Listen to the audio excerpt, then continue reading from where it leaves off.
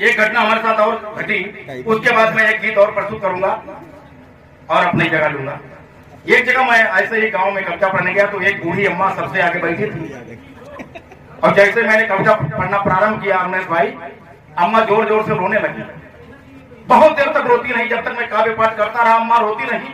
बुजुर्ग थी लगभग 80-85 साल की। हमने कहा अम्मा देखो कितनी भावुक है, इतनी कविता उनके दिल पर लग रही है कि उनके आंसू नहीं निकल रहे हैं, भावुकता की धारा में बह रही है माँ। कितने भावुक हैं। तो रोती जा रही है, हमारी कविता सुन के भावनाएं उनके बस में नहीं हो रही हैं। तो उसी को मैंने दर्शाया है इस रचना में, देखिएगा। लेकिन वो क्यों रो रही थी उसका परिणाम तो आगे आपको मालूम होने वाला है। शुद्ध हरदोई की भाषा में मैं पढ़ूंगा। एक जगह मंच पे पढ़ने लगे कविता, एक जगह मंच पे पढ़ने लगे कविता, तब एक बूढ़ी अम्मा हुआ बैठी बैठी रो मई। कि एक जगह मंच पे पढ़ने लगे कविता, तब एक बूढ़ी अम्मा हुआ बैठी बैठी रो मई। अब कविता हमारी अम्मा ढंग से समझ रही, चाहे सोच सोची हम बड़े खुश हो गए।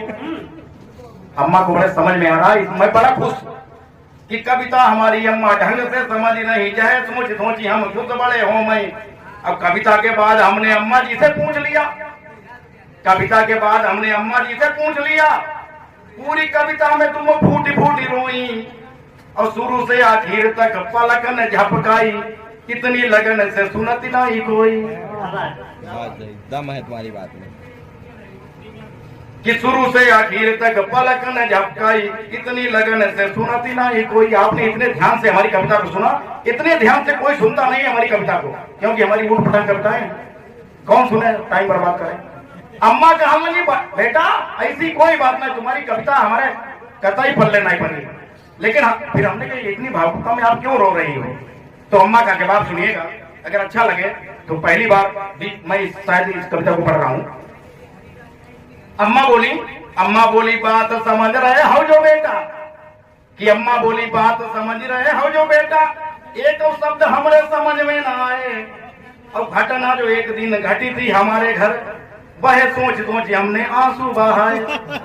कि घटना जो एक दिन घटी थी हमारे घर, वह सोच सोच हमने आंसू बहाए।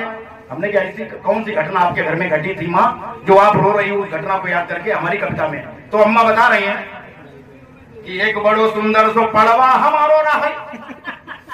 सुनो बेटा, अगर घटना सुनबो चाह तो हम काहे रोई रे? पड़वा भी रहे।